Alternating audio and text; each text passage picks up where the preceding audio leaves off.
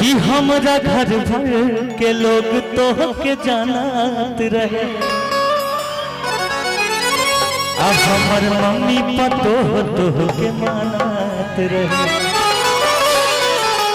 चाचा जी आप बनाइएगा फोटो इसको, सदा सुहागवती रहिए। चाचा जी बोल रहे हैं कि हमरा घर भर के लोग तो के जानत रहे, हमर मम्मी पतो के मानत रहे। देखिए आशीर्वाद मिला, ये प्यार शादी करने के लिए। आप पर दीजिए तो पैसा आपका हो जाएगा, हम ही पर है, सोच लीजिए फिर पैसा मेरा हो जाएगा। आप ही पर आदरणीय राजा डेकोरेशन सेंटर चंदौली चौक समस्तीपुर जिनके तरफ से 101 रुपए का आशीर्वाद आप रख लीजिए। फिर कभी 500 आएगा तो हमको दे दीजिए। 100 रुपए में 500 कि हमरा घर भर के लोग तो के जानत रहे, हमर मम्मी पतो के मानत रहे। कि मुँह कवन लेके जैतो देखावे खातिर, मुँह कवन लेके जैतो देखावे खातिर, काश तनिका सरबल होई तो पावे खातिर,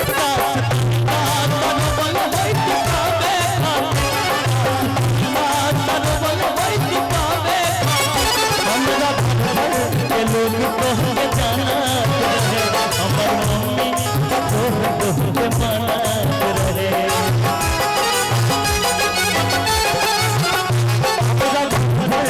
लोग तो जाना रहे, हमर मम्मी तो मानत रहे। भवन लेके दिखावे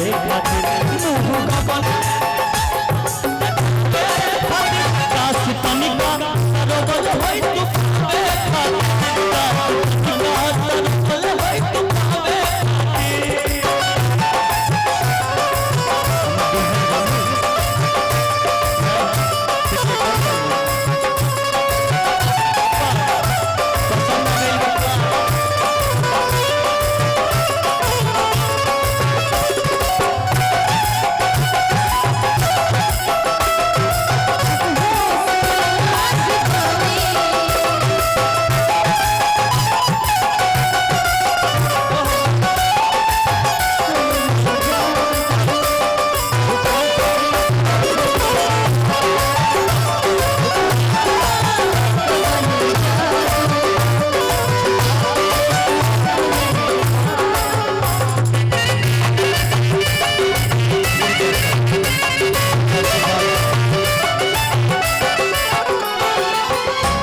कहता।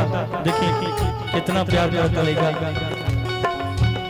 तोहरा खातिर अमाई में खट गई हो, रेलगाड़ी के नीचे आके खट गई हो।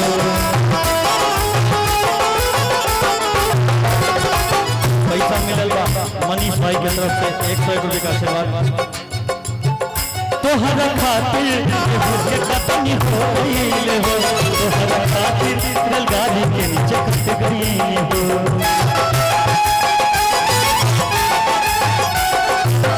लड़का कहता कौन पावन कैलू हमारा बनावे खातिर, कौन पावन कैलू हमारा बनावे खातिर।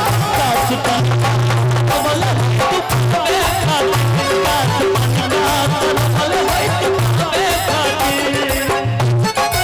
राजू भैया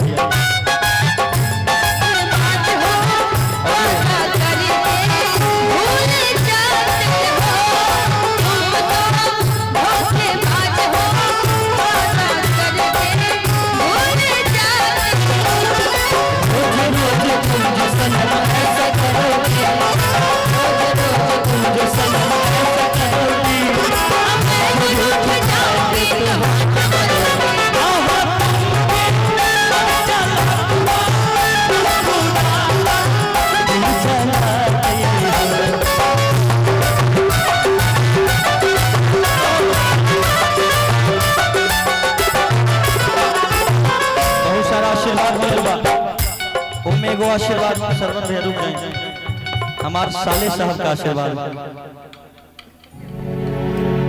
पता है कौन है वो? नाम पता है? और प्यार है हमारे होने वाले साले साहब।